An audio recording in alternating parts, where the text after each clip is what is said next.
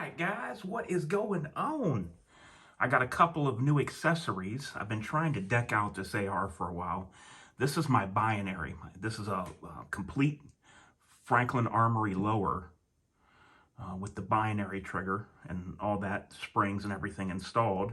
I put the Bravo B5 stock on there already.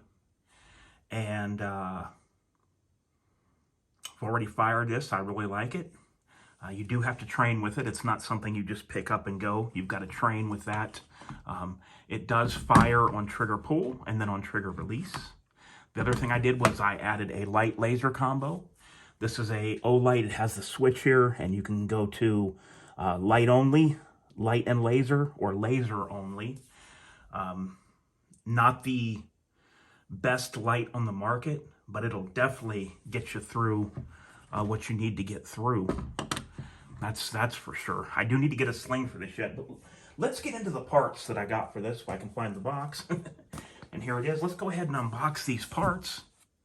And they were on a Halloween sale, and I'm going to tell you the price that I paid for them. Just a couple of things here, but it's really going to get me closer to where I want this binary rifle to be. Let's go ahead and get this guy open.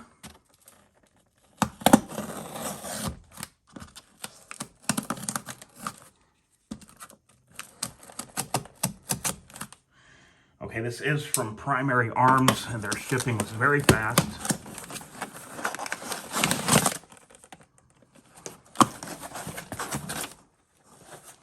Little sticker there, which is cool. Looks like a lot of packaging. And here's what I got, guys. The BCM Gunfighter Grip Mod 3, which will replace the standard one. The angle's different. I'll show you that when I get it on. I really love the angle and that takes your hand down, more of a natural feel than the degree that this is at right here, that angle. This is fine. You can run this all day for whatever you need to, but I just like this angle that takes your hand down further like that. And then for the rail, I got the M-Lock Mod 3 vertical foregrip. Now, these were on sale on Primary Arms Halloween sale. I happened to see this on their last night of the sale, and these were $14 each. So couldn't beat that deal. I thought I might as well go ahead and get these and go ahead and continue to get that rifle where I need it to be. Next will be a Vickers padded sling. That's just another thing I need to add to it. But what I'm going to do is go ahead and put these on. Can't do that on video. You know how YouTube is these days. I'm going to go ahead and put these on, and I'm going to show you what they look like. And there we have it, all complete. It really is an easy job. As a matter of fact, the front vertical foregrip right here came with a little hex tool that you need to install it. That was in the pack. I already have those. I didn't know it came with it, but it did. They just went up in the M-Lock. Very easy to install. This here, the pistol grip was very easy if you have the tools. Now, the bolt that was in here was the one that takes this tool right here, like a hex type tool. Or you can have some with the slotted screwdriver head that's like this. It would take this one. So those are the only tools that you're going to need if you get this, to reach down in there. And it's not hard. It really isn't. You put your screw in there and it'll kind of find the hole on its own. I had to mess it a little bit, but I did put Loctite on everything, so we're good there. But as you'll notice, I do run my vertical foregrip from BCM like this. It's probably set up standard to go the other way because I don't necessarily use this as a forward grip. You can do that if you want. Let me try to pick this up around the camera and show you how I use that vertical foregrip. It's set perfectly to be an index point for my hand, and where my thumb is 100, as I pull this toward my shoulder, you see how my thumb is right on my light. This is an index reference point. I can grab this rifle, throw the sling on my shoulder, pull this up, and without even thinking, my thumb is going to be right where it needs to be.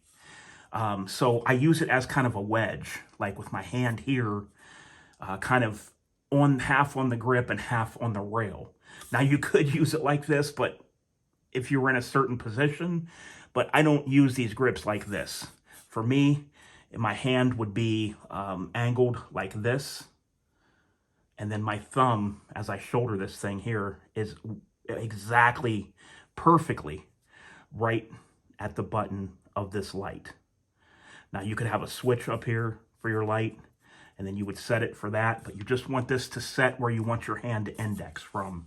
At least that's what I use it for on mine. Next, I do need the Blue Force Gear Vickers padded sling.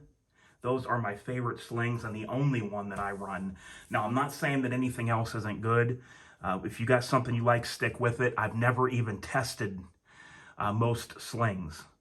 It's just, somebody recommended it to me online years and years ago. I tried a Vickers Blue Force Gear padded, and I've loved it ever since. It's got the adjustment strap, and it just works for me. Find what works for you and stay with that system. So this rifle is coming along. Got the Bravo B5 stock.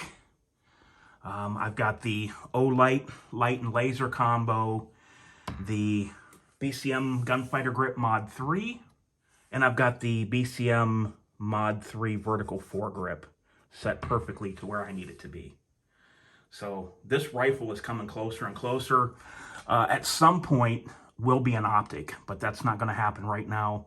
You know, when you get up to optics, you start getting into money. I do like if you want a good optic and you don't want to put a lot of money into it, and you want something that you could basically take to war, because I've seen testing and I've used them and tested them and have several of them, would be the SIG Romeo 5 red dot. If you want something that's going to be around, you can get them on sale for around 100, or they may run 130 if there's not a sale. But that right there, there's a video online of a guy that tests it, even shoots it with a shotgun using birdshot. And even when the glass breaks, you can still see the red dot inside at one point. So the SIG Romeo 5, if you're looking for a budget red dot, is what I would go with. If you've got the cash and the dough to throw around, get you an EOTech. Like the one I reviewed. If you go back a few videos, look up my EOTech, you'll see it. It's tan. Or you could go with any of the Aimpoint models that are out there. So that's my take on it, guys. Hope you found the video interesting. Let me know what you think about this binary AR-15. Pull the trigger to shoot, release, and it shoots again. You can go really fast with this rifle if you need to. All right, guys, until next time, this is DOF, and I'm out of there.